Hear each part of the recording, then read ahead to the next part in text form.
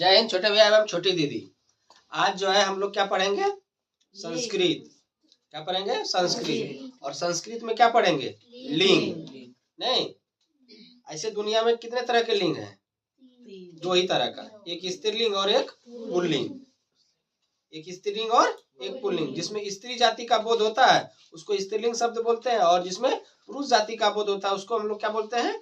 Pulling. लेकिन संस्कृत में जो है लिंग 3 प्रकार के होते हैं। कितने होते हैं? 3 प्रकार के। कौन कौन?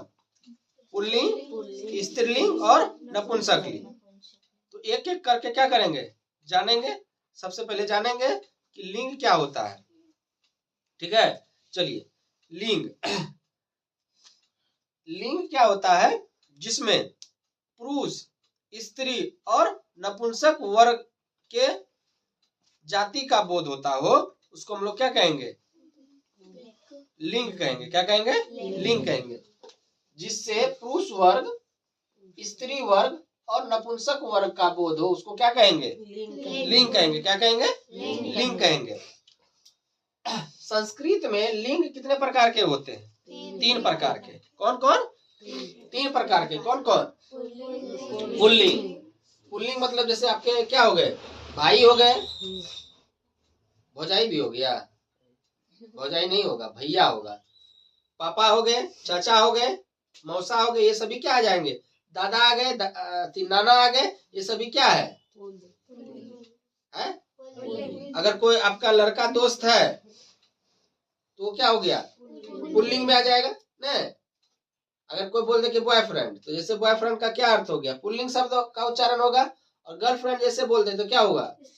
स्त्रीलिंग का। तो सबसे पहले हम पुल्लिंग जानेंगे। तो पुल्लिंग किसे कहेंगे? सबसे पहले जिससे पुरुष वर्ग के शब्दों का बोध हो, यानी जिसमें क्या हो? पुरुष की प्रधानता हो।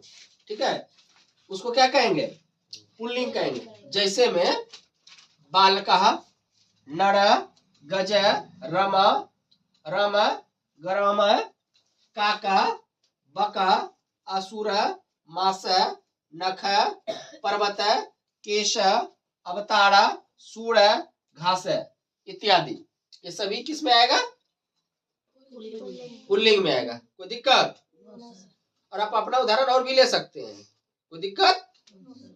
जैसे नाना हो गया, दादा हो गया, परदादा हो गया, परनानी हो गया, ये सभी क्या है? पुल्लिंग। अमिताभ बच्चन पुल्लिंग है। उसका बेटा क्या है? उसका पोती स्त्रीलिंग में आएगा। तो स्त्रीलिंग किसे कहेंगे? जिससे स्त्री वर्ग के शब्दों का बोध हो उसको क्या कहेंगे? स्त्रीलिंग कहेंगे। क्या कहेंगे? जिससे स्त्री वर्ग के शब्दों का बोध हो उसे क्या कहेंगे? स्त्रीलिंग। जैसे में नदी, रमा, लता, शारदा, अंजलि, बालिका, गंगा, कन्या, सभा, दया, आशा, भक्तिय, गतिय, युवती, दासी, सृष्टि, ये सभी क्या है? स्त्रीलिंग है। इत्यादि मतलब और हो सकता है। इत्यादि मतलब क्या हो सकता है? और हो सकता है। कोई दिक्कत?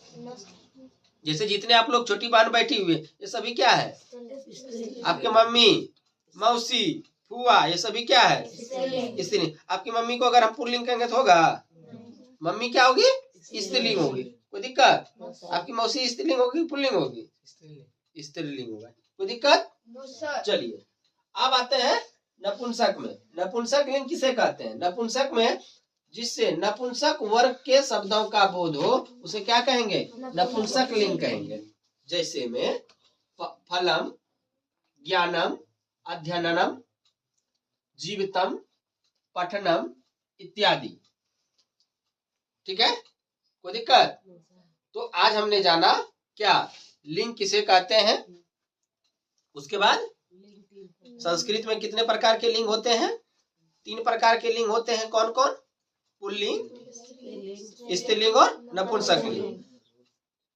पुल्लिंग का परिभाषा भी देखे और जाने, स्त्रीलिंग का भी जाने और नपुंसक लिंग का परिभाषा भी देखे, और उस पर कुछ उदाहरण भी हम लोग क्या किए? जाने और याद किए। ठीक है, चलिए।